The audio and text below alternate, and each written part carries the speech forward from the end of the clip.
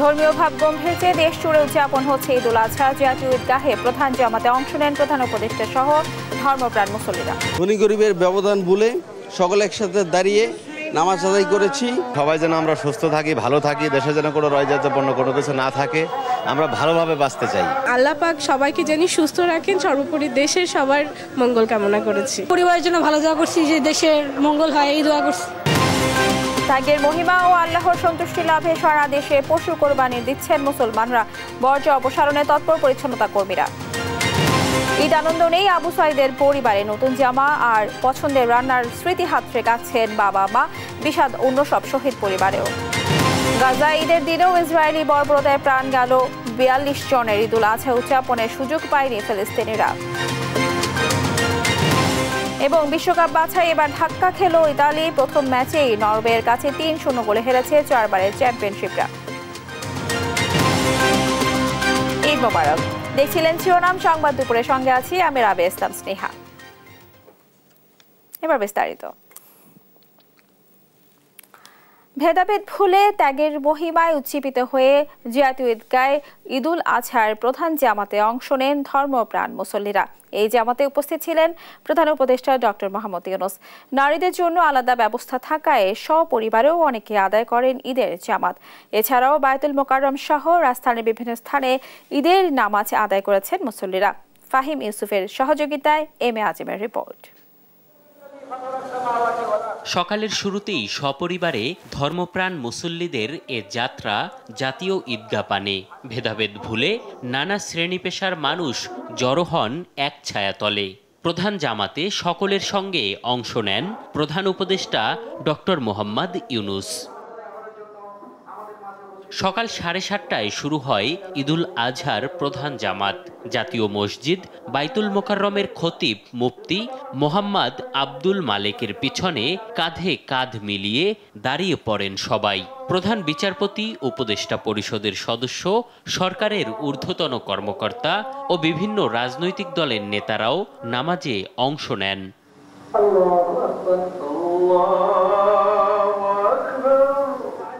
নামাজ শেষে খুতবা ও মোনাজাতে দেশ ও মুসলিম উম্মার জন্য কল্যাণ কামনা করা হয়।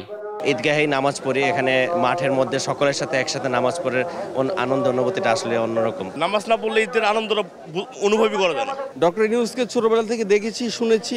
আজকে তাকে পাশে রেখে কাছাকাছি নামাজ পড়েছি প্রথম কাতারে। এটা অনেক ভালো লাগছে আমার কাছে। নামাজে আলাদা ব্যবস্থা থাকায় সন্তোষ প্রকাশ করেন নারীরা। আলহামদুলিল্লাহ, খুবই ভালো লাগছে যে ঈদগাহে এটা আমার প্রথম ঈদের নামাজ। তো মহিলাদের নামাজের ব্যবস্থা খুবই ভালো ছিল। ঈদের দিনে আমরা ঈদগাহে এসে নামাজ পড়তে পারছি, সেইটা আর একটু বেশি ভালো লাগার বিষয়। এদিকে সকাল 7টা থেকে জাতীয় মসজিদ বাইতুল মোকাররমে 5টি ঈদের জামাত অনুষ্ঠিত হয়। সেখানেও প্রতি জামাতে হাজারো মুসল্লি অংশগ্রহণ করেন। জামাত করেছি দেশবাসীর জন্য, যাতে খুব সুখী এবং সমৃদ্ধালী ঈদ যাপন করতে পারে। আল্লাহর কাছে দোয়া করছি যে আমাদের প্রত্যেক বিশ্বে যত মুসলমান আছে সবাইকে যেন আল্লাহ হেফাজত করে। নামাজ শেষে আল্লাহর সন্তুষ্টি অর্জনে পশু কুরবানির জন্য ছুটেছেন মুসল্লিরা।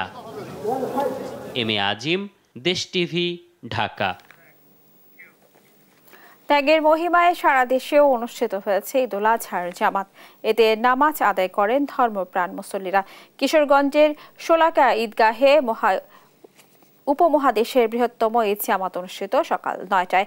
জামায়াতে বিপুল সংখ্যক মানুষ অংশগ্রহণ করেন। রংপুরের কালেক্টরেট মাঠে অনুষ্ঠিত হয় পবিত্র ঈদুল আজহার প্রধান জামাত। এতে অংশ নেন সব শ্রেণী পেশার মানুষ। দিনাজপুরের ঐতিহাসিক গড়ে শহীদ ময়দানে সকাল 8:30টায় অনুষ্ঠিত হয় দেশের বৃহৎ ঈদ জামাত। এতে নামাজ আদায় করেন দেশের বিভিন্ন প্রান্ত থেকে আসা মুসল্লিরা। সাতক্ষীরার শহীদ আব্দুর রাজ্জাক পার্কে অনুষ্ঠিত হয় পবিত্র ঈদুল আজহার নামাজ। আর নাটোরে ঈদের প্রথম জামায়াত কান্দিভেটা মসজিদে অনুষ্ঠিত হয় সকাল 6:45। পরে আত্মীয় স্বজন প্রতিবেশীর সঙ্গে ঈদের শুভেচ্ছা বিনিময় করেন মুসল্লিরা। দেশের অন্য স্থানেও ঈদের জামাত শান্তিপূর্ণভাবে সম্পন্ন হয়েছে।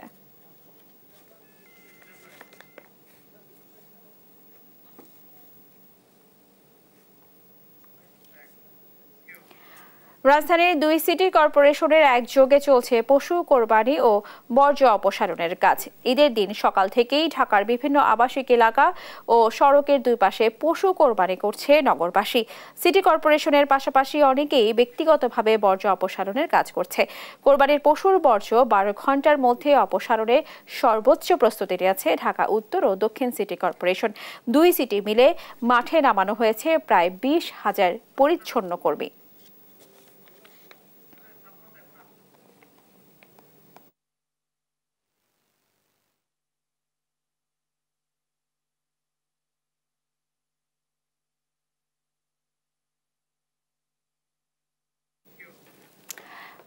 দর্শক, পশু কোরবানির খবর জানাতে এবার ভোলা থেকে সরাসরি যুক্ত হচ্ছেন সহকর্মী ছোটন সাহা। ছোটন, আপনাকে জানাচ্ছি ঈদুল আজহার শুভেচ্ছা, ঈদ মোবারক। আপনি আমাদের জানাবেন পশু কোরবানি কেমন দেখছেন ভোলায়, সেই সাথে জানাবেন চামড়া বিক্রির কোনো খবর রয়েছে কিনা। স্নেহা, আপনাকেও ঈদ মোবারক, ঈদের শুভেচ্ছা। আপনি জানেন যে ভোলা জেলায় কিন্তু এবার পবিত্র ঈদুল আজহায় কিন্তু 90,000-এর মতো পশু কোরবানি হয়েছে এবং সেসব কোরবানি কিন্তু শেষ হয়ে গিয়েছে বলা যায়। এবং কোরবানির শেষে যে পশু যে বর্জ্য ব্যবস্থাপনার কথা আপনি বলছিলেন, সেটি কিন্তু জেলা প্রশাসন থেকে এবং পৌরসভা থেকে সেই কার্যক্রমটি দুপুর 1টা নাগাদ থেকে শুরু হবে, আমাদেরকে এমনটি বলা হয়েছে। এবং ভোলা পৌরসভার আওতায় কিন্তু 81টি পয়েন্টে গরু কোরবানির যে স্পট নির্ধারণ করা হয়েছে এবং এসব স্পটগুলোতে বর্জ্য স্থাপনার জন্য কিন্তু 130 জন পরিচ্ছন্নতা কর্মীদেরকে কিন্তু নিয়োজিত রাখা হয়েছে। এবং একই সাথে গ্রামগঞ্জে এবং উপজেলা পর্যায়ে যে স্পটগুলোতে গরু কোরবানি হয়েছে, সেখানে ইউনিয়ন পরিষদ এবং উপজেলা প্রশাসনের পক্ষ থেকে কিন্তু পরিচ্ছন্নতা কর্মীরা কিন্তু সেগুলো বর্জ্য অপসারণ করবে, এমনটি কিন্তু ভোলার জেলা প্রশাসক আজাদ জাহান কিন্তু আমাদেরকে বলছিলেন। এবং এছাড়াও তিনি বলছিলেন যে সমস্ত এলাকায় আপনার এই যে পশু ব্যবস্থাপনা পৌরসভা বা উপজেলা প্রশাসনের আওতায় থাকবে না, সেগুলোকে নিজ নিজ উদ্যোগে কিন্তু বর্জ্য অপসারণের জন্য কিন্তু জেলা প্রশাসন থেকে বলা হয়েছে। এবং আমরা দেখেছি ভোলায় কিন্তু ঈদের প্রধান যে জামাত, সেটি কিন্তু সকাল 7টায় কেন্দ্রীয় ঈদগাহ ময়দানে অনুষ্ঠিত হয়েছে এবং এরপর কিন্তু মুসল্লিরা পশু কোরবানিতে নেমে পড়েন। এবং আমরা জেনেছি যে জেলা প্রশাসন থেকে বলা হয়েছে দুপুর 1টা থেকে এই বর্জ্য অপসারণ শুরু হবে। এই বর্জ্য অপসারণ পরবর্তী 6 ঘন্টার মধ্যে কিন্তু অপসারণ করার জন্য নির্দেশ দেওয়া হয়েছে এবং সে মোতাবেক পরিচ্ছন্নতা কর্মীরা কিন্তু সেই কার্যক্রম শুরু করবে বলে আমরা জেনেছি। তো এ ছিল আমার কাছে কোরবানির পশু বর্জ্য অপসারণ নিয়ে সর্বশেষ তথ্য। ফিরছি স্টুডিওতে। স্নেহা। ছোটন, আপনাকে ধন্যবাদ। দর্শক, শুনছিলাম ভোলা থেকে পশু কোরবানির খবরাখবর। রাজধানীর পশু কোরবানির খবর জানাতে এই মুহূর্তে আমাদের সঙ্গে সরাসরি যুক্ত হচ্ছেন সহকর্মী সাফওয়ান। সাফওয়ান, আপনি আমাদের জানাবেন কোরবানির কি পরিস্থিতি দেখছেন, বর্জ্য ব্যবস্থাপনার কি খবর রয়েছে আপনার কাছে? স্নেহা, এই মুহূর্তে আমি রয়েছি রাজধানীর ধানমন্ডি এলাকায় এবং সকাল থেকেই পশু কোরবানির কথা জানাচ্ছিলাম। তো পশু কোরবানির পরে যে ধাপটি রয়েছে, এখানের ব্যবসায়ীরা কিন্তু চামড়া সংগ্রহ করে রাজধানীর প্রতিটি এলাকায়। তো আমরা ধানমন্ডিতে দেখতে পাচ্ছি যে এখানে বিভিন্ন পয়েন্টে ব্যবসায়ীরা কোরবানির পশুর চামড়া সেটি সংগ্রহ করেছে এবং তারা যেটি বলছে যে তারা নির্ধারিত সরকার কর্তৃক যে মূল্য রয়েছে 500 থেকে 600 টাকা, এর মধ্যেই তারা চামড়াগুলো সংরক্ষণ করে রাখছে। তো এখানে যে পয়েন্টটি রয়েছে, এই পয়েন্টেও দেখতে পাচ্ছেন যে বেশ কিছু চামড়াও তারা সকাল থেকে কোরবানির পরে বিভিন্ন বাসাবাড়ি থেকে জোগাড় করছেন। তো একজনের সাথে যদি কথা বলতে চাই, আপনারা আসলে কি প্রক্রিয়া চামড়াগুলো সংরক্ষণ করছেন এবং পরবর্তীতে কি করবেন? আমরা এই এলাকার স্থানীয় বাসিন্দা হিসেবে এলাকার লোকজন যারা গরু কোরবানি দিছে তাদের চামড়াগুলো আমরা সংগ্রহ করতেছি। তাদের চামড়াগুলো 500, 600 এবং বড় চামড়া 800 টাকা দিয়ে সংগ্রহ করতেছি।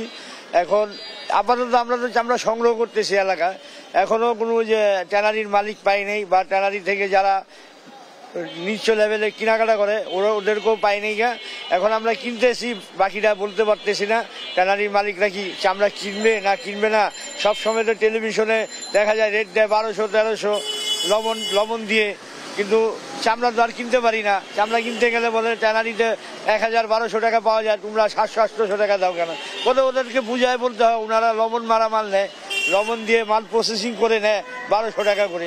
এখন আমরা তো মাল কিনতেছি 600-700 টাকা করে। এখন মাল আপাতত আমরা এলাকা থেকে সবার থেকে কিনতেছি, ক্রয় করতেছি। এখন ট্যানারির মালিকরা যদি না কিনে তাহলে আমরা দুর্ভোগে পড়বো। প্রতিবার ট্যানারির মালিকরা এটাই করে, চামড়ার দাম দেয়, রেট দেয়, কিন্তু সেই দামে চামড়া কিনে না। চামড়া কিনে দেখা যায় 700-800 টাকা। দেখা যায় আমাদের মতন খুচরা ব্যবসায়ী এলাকার স্থায়ী যারা টুকটাক ব্যবসা করে তাদের অনেক ক্ষয়ক্ষতি হয়। আমার আশা থাকবে আমাদের যদি কোনো ক্ষয়ক্ষতি না হয়, চামড়াগুলো যেন আমরা সংগ্রহ করতেছি, আমাদের যদি ন্যায্য দাম পাই, এই চামড়া যদি উপযুক্ত পরিশ্রম হিসেবে ভালো দাম পাই আর কি, কোনো ক্ষয়ক্ষতি যদি না হয়।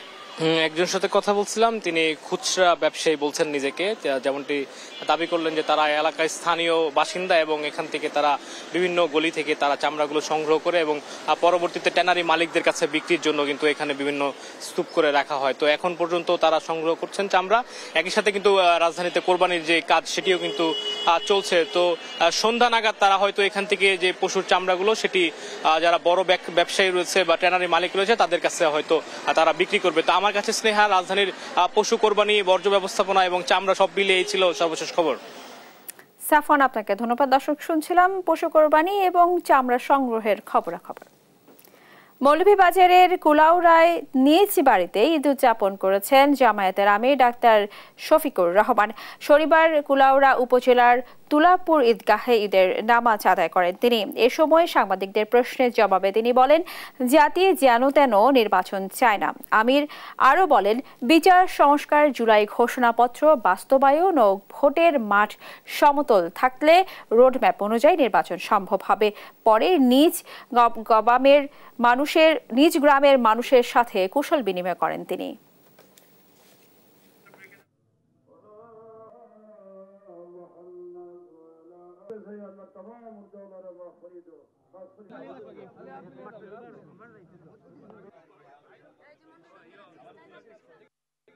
সুষ্ঠু একটা নির্বাচনের জন্য আমরা 4টা কথা বলেছি।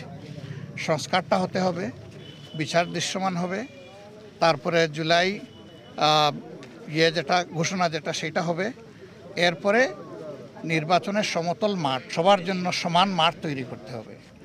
উনি ঘোষণা দিয়েছেন একটা তারিখের, কিন্তু এই সুযোগগুলো সৃষ্টি না করলে একটা অর্থবহ নির্বাচন হবে না, আর জাতি যেন তেন কোনো নির্বাচন চায় না।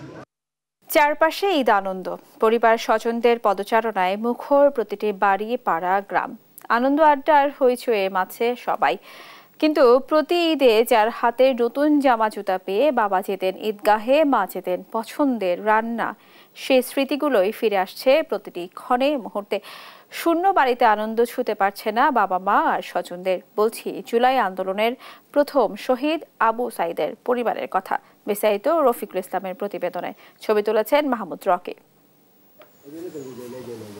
বাড়ির উঠোনে চিরশায়িত জুলাই আন্দোলনের শহীদ আবু সাইদ ঘরের কাছেই শুয়ে, অথচ কাছে আসে না, ডাক শোনে না মায়ের। প্রিয় সন্তানকে ছুঁতে ব্যাকুল মা কখনো জানালার ফাঁকে, কখনো কবর ছুঁয়ে নীরবে ডুকরে কাঁদেন। ঈদের আনন্দে চারপাশে মেতে উঠলেও ঘরে নেই প্রিয় সন্তানের হাক ডাক। মৃত্যুর আগে ছেলের দেয়া শাড়িতেই ছেলের শরীরের স্পর্শ পান প্রিয় মা। ছেলে নাই তো এখন, আর কি করবো, আমার এটাই দুঃখ প্রকাশ।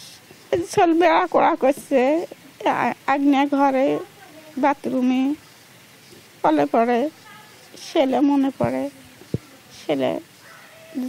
ছেলে এখন মরবে এমনটা করে। ছেলে আমার আছে, দেখি ছেলে আমার নাই।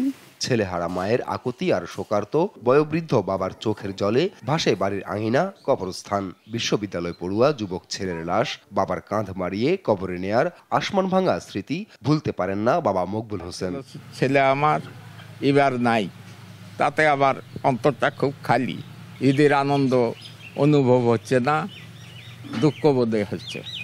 আর যেন এই স্বৈরাচার সরকার যেন না আসে, এটাই সবাই সজাগ থাকবেন, আর যেন বাপ মায়ের কোল খালি না হয়। আর্থিক সচ্ছলতা ফিরলেও চারপাশে যখন খুশির উৎসব, তখনও শুনশান আবু সাইদের বাড়ি, আনন্দ বঞ্চিত পুরো পরিবার। ভাই হারাইয়া অনেক মানুষ আমাদের কাছে আসছে, বলছে যে আপনার এক ভাই চলে গেছে, আমরা শত শত ভাই আছি আপনাদের পাশে। জুলাই আন্দোলনে আত্মদান করা আবু সাইদ ছিলেন বেগম রোকেয়া বিশ্ববিদ্যালয়ের ইংরেজি বিভাগের শিক্ষার্থী। তার আত্মদানকে ঘিরে চূর্ণ হয়েছে আওয়ামী সরকারের দাম্ভিকতা। নিউজ ডেস্ক, দেশ টিভি। ঈদ আনন্দে ও বিষাদ নেমেছে জুলাইয়ের শহীদদের পরিবারে। আদরের সন্তানকে ছাড়াই পরিবারগুলো পার করছে ঈদ। গেল কোরবানি ঈদেও যে সন্তান ছিল কাছে, বছরান্তে সেই আজ অনন্ত লোকে। এবার আর সন্তানকে নিয়ে ঘোরা হয়নি গরুর হাট, নেই চোখে মুখে আনন্দের ছাপ। হয়তো আর কখনোই ঈদের আনন্দ ফিরবে না সন্তানহারা এই পিতামাতার জীবনে। জুলাই শহীদদের স্বজনদের ঈদ উদযাপনের খবর জানাচ্ছেন জান্নাতুল মোহনা। ওই মিয়া, গরুর দাম কত? আব্বা, আমরা কি রঙের গরু কিনবো? কি রং তোর পছন্দ? লাল। লাল তো আমার প্রিয় রং। তাহলে লালই কিনবো। কোরবানির ঈদে সন্তানের হাত ধরে হাটে ঘুরে বেড়াবার স্মৃতি এখনো তাজা। ছেলের পছন্দে কোরবানির পশু কেনা, বাড়ি নিয়ে আসা কত শত স্মৃতি ভিড় করে মনের কোণে। সেই দিনগুলো আর ফিরবে না, কারণ আদরের সন্তান গেছে না ফেরার দেশে। তবুও হাজারো পিতার সান্ত্বনা এই যে জুলাই গণ অভ্যুত্থানের সন্তান প্রাণ দিয়েছে দেশের জন্য, মানুষের জন্য। আমি জানি না সেই সময় আমার মিরাজ যাচ্ছে বাড়িতে পুলিশের গুলিতে শহীদ হয়ে রাস্তার পাশে পড়ে আছে আমার বাবার দেহটা। কিন্তু এমন আনন্দের দিনে প্রিয় সন্তানের জন্য কাতর পিতার হৃদয়। তাই তো স্মৃতিমাখা শার্টের ঘ্রাণে পিতা খুঁজে ফেরেন সন্তানের ভালোবাসা। তো আমার সাথে হাত ধরে কি আমার ধরে পাজায় ধরে আমি গরু হাটে নিয়ে গেছি, গরু দেখাইছি, গরু কিনছি। স্মৃতি খালি থাকবে, এখানে মিরাজ আছে, ওইখানে মিরাজ আছে। আমাদের কোনো ঈদ আমার নেই যতদিন আমি বেঁচে থাকি। আমার পরিবার, আমাদের ঈদ নাই। ঈদ আমাদের থেকে নিয়ে গেছে, আমাদের ভিতরে হাসি আকাঙ্ক্ষা সব চলে গেছে। ঈদের আনন্দের মাঝেও অনেক ঘর ঘিরে আছে বিষণ্ণতায়। এই বুঝি ফিরবে আদরের সন্তান। দরজার পানে চোখ যায় বারে বার, কিন্তু সন্তান আর ফেরে না। ঘরের প্রদীপ যেখানে নিভে গেছে, সেখানে আলো জ্বালাবার শক্তি যেন কারোরই নেই। গরুটাকে নিয়ে আসার জন্য মানে ই করতো, এরকম সামনে চোখের সামনে তো মা এগুলা বাসে কালো মনে হইতেছে, ও গেঞ্জি গায়ে দিয়ে আমি এদিকে আসা যাওয়া করতেছে, ঘোরাফেরা করতেছে। ও যে মারা গেছে আমার মনে সেটা একটু আনন্দ পাবো মা, এখন তো সুখে নিয়ে তোর সাথে আর ও নাই। ঘরে মানে সব কিছু চলে গেছে, আনন্দ ইয়া সবই ও নিয়ে গেছে। যে সন্তানরা হারিয়ে গেল পৃথিবী থেকে, তাদের বাবা মার ঈদও যেন হারিয়ে গেছে।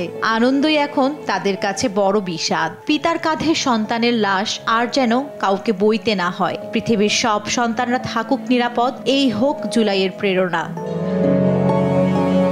জান্নাতুল মোহনা, দেশ টিভি, ঢাকা। আগামী এপ্রিল নির্বাচনের জন্য সঠিক সময় 9 ডিসেম্বরে এই নির্বাচন দেওয়া সম্ভব বলে মন্তব্য করেছেন বিএনপি মহাসচিব মির্জা ফখরুল ইসলাম আলমগীর। শনিবার ঈদুল আজহার দিনে বিএনপির প্রতিষ্ঠাতা সাবেক রাষ্ট্রপতি শহীদ জিয়াউর রহমানের সমাধিতে শ্রদ্ধা জানানো শেষে এই কথা বলেন তিনি। এপ্রিলে রমজান থাকে এবং শিক্ষার্থীদের বোর্ড পরীক্ষা থাকে জানিয়ে তিনি আরও বলেন, সরকার চাইলে ডিসেম্বরেই নির্বাচন সম্ভব। এর আগে দেশবাসীকে পবিত্র ঈদুল আজহার শুভেচ্ছা জানান তিনি। সেই সঙ্গে কোরবানির ত্যাগের মহিমা নিজেদের জীবনে কাজে লাগানোর কথাও বলেন বিএনপি মহাসচিব।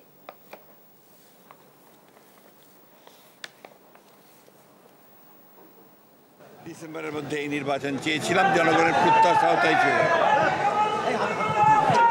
এই প্রত্যাশা জনগণের পূরণ হয়নি এবং যে সময়টি নির্ধারণ করা হয়েছে, সময়টি বাংলাদেশি নির্বাচনের জন্য সঠিক সময় নয়। এখানে আপনার যে প্রচণ্ড গরম, ঝড় বৃষ্টি হওয়ার আশঙ্কা থাকে ওই সময়, তারপরে রোজার পরে পরেই পরীক্ষা আছে। সুতরাং এই সময়টা খুব চিন্তা করে দেওয়া হয়েছে বলে আমাদের কাছে মনে হয় না। গেল বছরের ভয়াবহ বন্যায় ক্ষতি এখনও কাটিয়ে উঠতে পারেনি শেরপুরের 3 উপজেলার বাসিন্দারা। বন্যার ক্ষত এখনও দগদগে। তার উপর চলতি বোরো মৌসুমে ধানের ন্যায্য মূল্য পাচ্ছে না তারা। সব মিলিয়ে এসব এলাকার মানুষের মাঝে নেই ঈদের আমেজ। ইলিয়াস আহমেদের রিপোর্ট, জানাচ্ছেন শামীম হোসেন। শেরপুরের ঝিনাইগাতি উপজেলার মহর্ষি নদীর পাড়ের অনেক মানুষের ঘরবাড়ি ভাসিয়ে নিয়েছে গেল বছরের ভয়াবহ বন্যা ও পাহাড়ি ঢল। নষ্ট হয় ক্ষেতের ফসল, এখনও তাদের কারো কারো ঘর ঠিক হয়নি। এ এলাকার ফসলের জমিতে পড়েছিল বালির স্তর। বালি সরিয়ে জমিতে বোরো ধান চাষ করলেও ধানের ফলন হয়েছে কম, খরচ হয়েছে বেশি। বন্যায় ক্ষতিগ্রস্ত এই গ্রামের সবাই, আর তাই ঈদের কোনো আমেজ নেই এখানকার মানুষদের মাঝে। ঘরে যে দেখেন ঘর দরজা ফোনটা নেই, বাতাবেন দিয়ে থাকতেছি, ছাপড়া তুলি তুলি থাকতেছি। এরকম পয়সা করে নেয় যে একটা ঘর তুলিয়ে যে থামো তারও খামাতা নাই খেয়ে। আল্লাহ ঈদটা কিভাবে কাটাবেন আল্লাহ জানে, এটা নিজেও কবার পান না। নিজের পিন্ধনে বর্ষ না থাকলে মনে করেন না খাওয়া না থাকলে এটা আর কিভাবে আল্লাহ যেভাবে রাখবে সেইভাবে। ঈদ কুরবানি কি করে দিব এবং কি পোলাপানের যে কাপড় চোপড় এই সেই কঠিন অবস্থা হয়ে গেছে। বন্যার ধকল এখনো কাটাতে পারেনি শ্রীবর্দী ও নলিতাবাড়ী উপজেলার অধিকাংশ মানুষ। এসব এলাকার কৃষকরা আমন ধান হারিয়ে ধার দেনা পরিশোধ করতে পারেনি, উল্টো নতুন করে দেনা করে চাষ করেছে বোরো ধান। কাঙ্ক্ষিত দাম না পাওয়ায় আবারও তাদের কপালে চিন্তার ভাঁজ।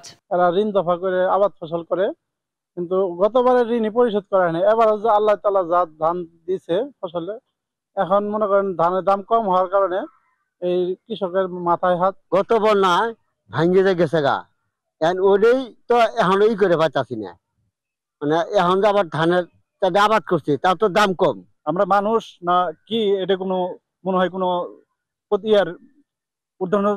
কর্মকর্তার কোনো ভূমিকাই নাই। এদিকে জেলা প্রশাসক জানান, ক্ষতিগ্রস্তদের মাঝে কৃষি প্রণোদনা, ঢেউটিন, সরকারি সহায়তা, ভিজিএফ এর চাল বিতরণ চলমান আছে। আমরা সবসময় প্রস্তুত ছিলাম যে কোনো বন্যার আশঙ্কা থাকলে যেন আমরা ক্ষতির পরিমাণটা কমিয়ে আনতে পারি। এখনো বন্যার আশঙ্কা চলে যায়নি, এখন ইতিমধ্যে বৃষ্টি হচ্ছে, আমরা পূর্ণ প্রস্তুতি নিয়ে আছি। গ্রামে গঞ্জে অনেক ছিন্নমূল গরিব দুঃখী মানুষ আছে, এদের জন্য সরকার পর্যাপ্ত ব্যবস্থা নিয়েছে। আমাদের ঈদ উপলক্ষে আমরা টিসিবি কার্যক্রম চালিয়েছি কয়েকদিন। এরপরে আমাদের ভিজিএফ দেওয়া চাল দেওয়া হয়েছে, কয়েকটি জায়গায় এখনো চলমান রয়েছে। বন্যায় ক্ষতিগ্রস্ত এলাকায় কৃষকদের উৎপাদিত পণ্যের দাম নিশ্চিত সহ দরিদ্র ও ক্ষতিগ্রস্তদের কাঙ্ক্ষিত সহায়তা দেওয়ার দাবি স্থানীয়দের। নিউজ ডেস্ক, দেশ টিভি। দেখছেন সংবাদ দুপুর।